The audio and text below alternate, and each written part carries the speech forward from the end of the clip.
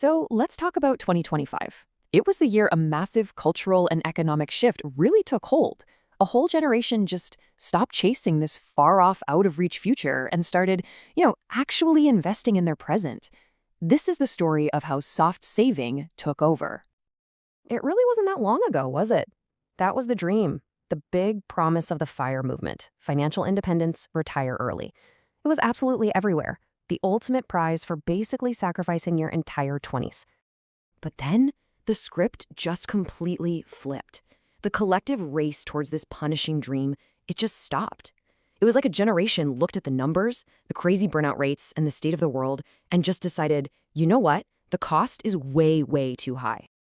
Okay, so first, let's take a look at the dream we all left behind. We gotta understand the almost religious doctrine of hustle culture and the FIRE movement that we were all a part of. This was the playbook, right? And man, it was brutal. We're talking 80-hour work weeks, saving like 70% of your income, living on rice and beans. The core message was crystal clear. Suffer now so you can maybe live later. It demanded you sacrifice your youth, your social life, your well-being, all for a golden ticket to an early retirement.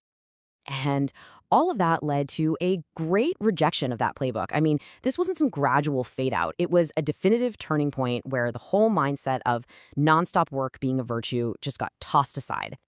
And this is where the perspective fundamentally changed. What was once worn as a badge of honor, sleeping under your desk, working weekends, it started to be seen for what it really was: exploitation.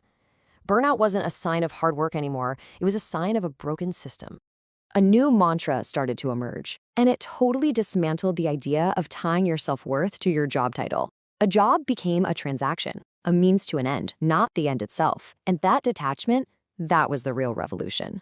So out of the ashes of the Grindset, a new philosophy was born. And this one didn't demand sacrifice. Instead, it prioritized something that felt pretty radical: quality of life, right here, right now.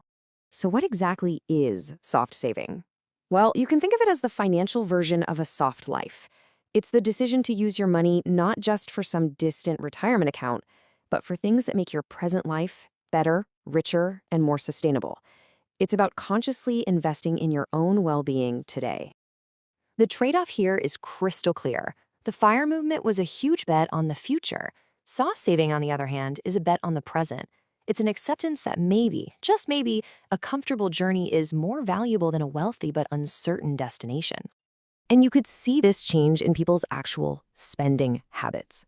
Money that would have been locked away in an index fund was suddenly being used for therapy, for short trips to recharge, for learning a skill just for fun, with no pressure for it to become a side hustle. It was a clear pivot from accumulating assets to accumulating life experiences. Now, this personal philosophy, it didn't just happen in a vacuum.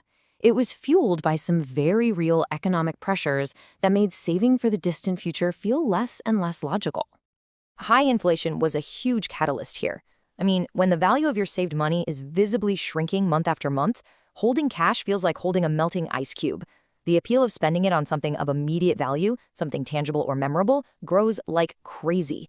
Why save $1 that's just going to be worth less tomorrow? This led to a really fascinating shift in consumer culture. Suddenly, the flex wasn't the expensive luxury item anymore, but the dupe, the smart, affordable alternative. Status became about being savvy, not just rich. And de-influencing, where creators told you what not to buy, absolutely exploded.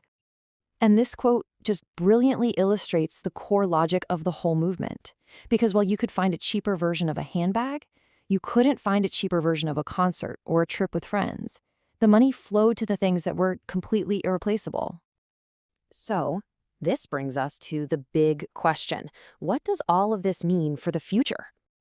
And look, this is the major risk, right? It's the central criticism of the whole soft saving era. By prioritizing today, are we just setting ourselves up for a massive crisis down the road? What happens when this generation actually wants to retire? But the proponents have a really powerful counterargument. They see this not as a failure to save, but as an investment in their most important asset, their own health and happiness. Because what's the point of a massive retirement fund if you're too burnt out, too unhealthy, or too disconnected from life to actually enjoy it? Ultimately, 2025 taught us to redefine wealth. It stopped being solely about a number in an account and started being about freedom, flexibility, and just being present. It's about having a life you don't constantly feel the need to escape from. And that, well, that might be the most valuable asset of all.